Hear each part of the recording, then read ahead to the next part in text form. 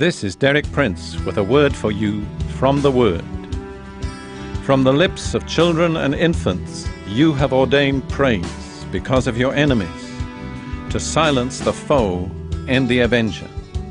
One thing we notice in the Psalms of David is that he says a great deal about his enemies. If ever a man had enemies, it was David.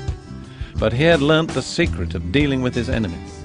He'd learnt the secret of invoking God's presence and God's help.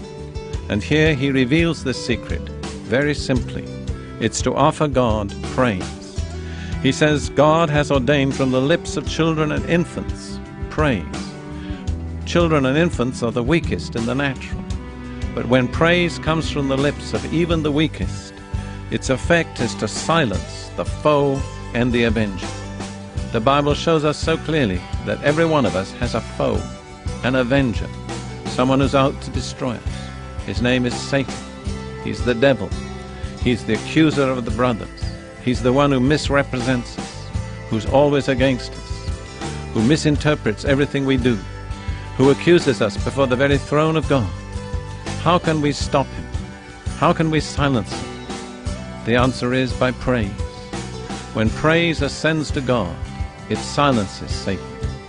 It silences his accusations. It stops his mouth. And we have free, unhindered access to God.